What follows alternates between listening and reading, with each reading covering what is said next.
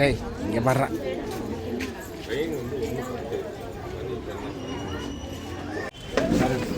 பாய் நான் ஊரியா தேங்க்யூடா thank you thank you thank you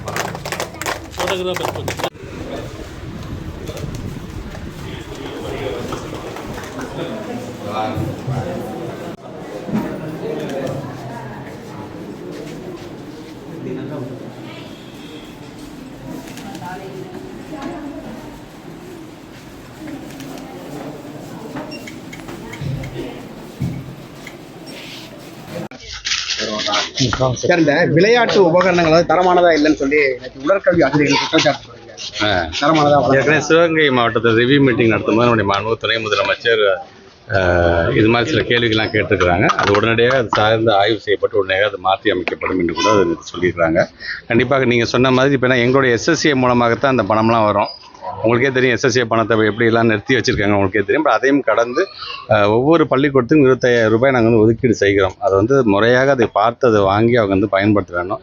சும்மா நானும் ஒரு பொருளை வாங்கினேன் அப்படின்னு இருந்துடக்கூடாது. உள்ளபடியே அந்த பள்ளிக்கூடத்துக்கு என்ன விளையாட்டில் அவங்க வந்து ஈடுபடுத்துகிறார்களோ அதற்கான பொருட்கள் வந்து தரமானதாக இருக்க வேண்டும் என்பதை ஏற்கனவே நம்ம சிஓஎஸ் மீட்டிங்கில் வலியுறுத்துறோம். அதை மீண்டும் நேற்று அந்த பத்திரிகை செய்தியை பார்த்த உடனடியாக சிஓஎஸ் மூலமாக எல்லாத்துக்கும் அதை சொல்லியிருக்கோம். கண்டிப்பாக அது போல் எதுவும் நடைபெறாமல் பார்ப்போம். ஜென்சி கிட்ஸோட வாக்குகளை திருடுறதுக்கான வேலைகளை தான் திமுக செய்யும் சொல்லி விஜய் குற்றச்சாட்டு சொல்லியிருக்காரு.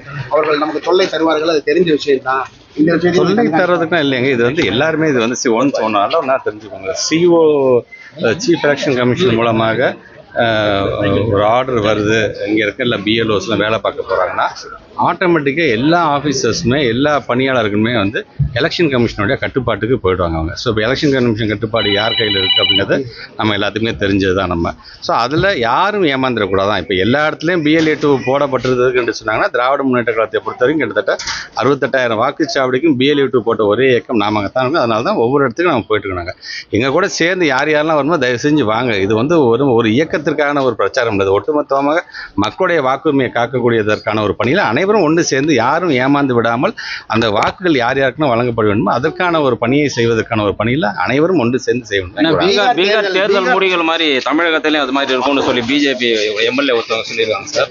இல்லை, இது வந்து அவங்களுடைய இன்டென்ஷனை காட்டுது அப்படின்னா சொன்னால் நம்மை பொறுத்த வரைக்கும் நம்முடைய தமிழ்நாட்டுடைய முதலமைச்சர் எங்கள் இந்தியா கூட்டணியை சார்ந்திருக்கின்ற தலைவர்கள் அனைவருமே இதை எதிர்கொள்வதற்கான ஆற்றலை படைத்தவர்கள் என்று நேற்று நம்முடைய தமிழ்நாடு முதலமைச்சர் சொல்லியிருக்காரு.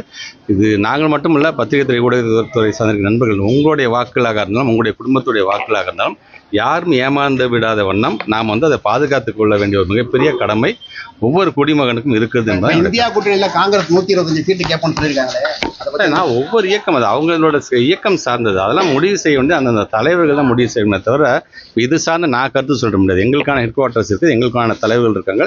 இது சார்ந்து பதில் சொல்ல வேண்டிய தலைவர்கள் யார் இருக்குன்னு அவங்க தான் எனக்கு பதில் சொல்லுவாங்க. Okay sir, thank you.